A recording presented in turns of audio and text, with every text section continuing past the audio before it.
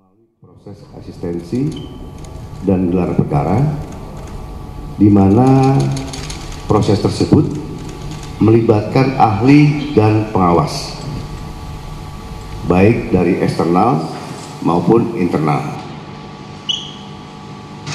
Untuk ahli yang dilibatkan adalah ahli pidana, ahli ITE, ahli sosiologi hukum, ahli komunikasi sosial, dan ahli bahasa. Itu yang kita minta keterangan sebagai saksi ahli.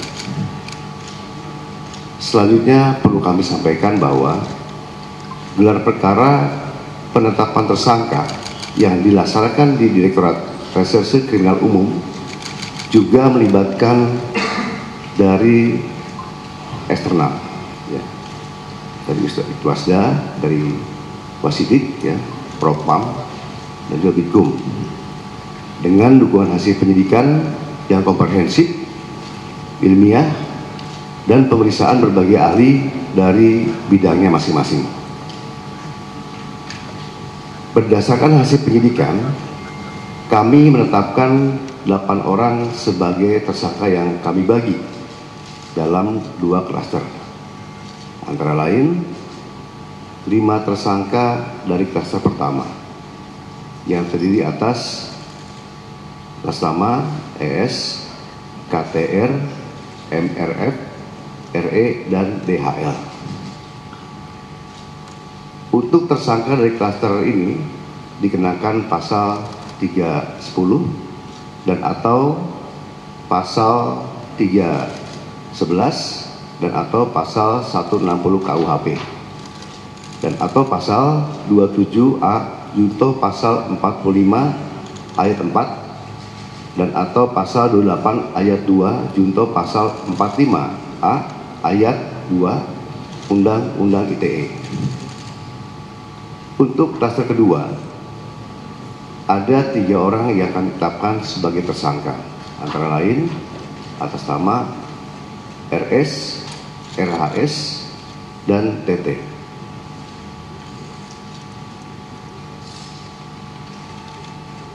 Tersangka pada klaster 2 dikenakan pasal 310 dan atau pasal 311 KUHP dan atau pasal 32 ayat 1 junto pasal 48 ayat 1 dan atau pasal 35 junto pasal 51 ayat 1 dan atau pasal 27A junto pasal 45 ayat 4 dan atau pasal 28 ayat 2 junto pasal 45A ayat 2 Undang-Undang ITE. Rekan-rekan media yang saya banggakan, dalam prosesnya penyidik telah memeriksa 130 saksi dan 22 ahli dari berbagai bidang yang terdiri dari 1. Dewan Pers, kedua, Keterbukaan Informasi Pusat, yang ketiga, Dirjen Peraturan dan Perundang-undangan dari Kemenkumham, yang keempat, Akademisi Digital Forensik, yang kelima, Asosiasi Digital Forensik, yang keenam, Praktisi Digital Forensik, yang ketujuh, Ahli Bahasa Indonesia, yang kedelapan, Ahli Sosiologi Hukum, yang kesembilan, Ahli Psikologi Massa, yang ke-10 ahli komunikasi sosial, yang ke-11 ahli anatomi dari UI, yang ke-12 ahli hukum ITE, yang ke-13 ahli hukum pidana, yang ke-14 SDM Kesehatan Kemenkes, yang ke-15 lab dokumen dan digital forensik.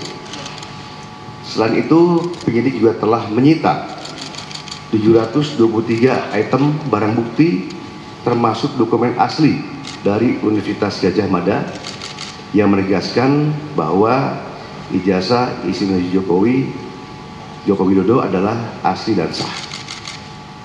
Hal tersebut juga diperkuat oleh hasil pemeriksaan dari Puslapor Polri dalam aspek analog dan digital.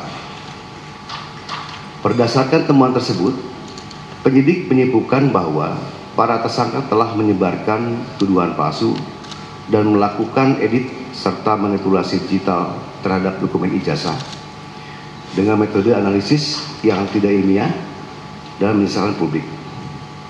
Selanjutnya, penyidik akan berkoordinasi dengan Kejaksaan Tinggi DKI Jakarta untuk proses hukum lebih lanjut. Pada kesempatan ini, kami tegaskan bahwa penanganan perkara yang kami lakukan murni proses penegakan hukum. Kemudian seluruh tahapan juga dilakukan secara profesional, proporsional, transparan, dan akuntabel. Oleh karena itu, kami menghimbau kepada masyarakat untuk bijak dalam menggunakan media sosial, jangan mudah terprovokasi oleh informasi yang tidak benar, serta selalu melakukan cek dan klarifikasi sebelum menyebarkan sesuatu. Mari kita jaga bersama.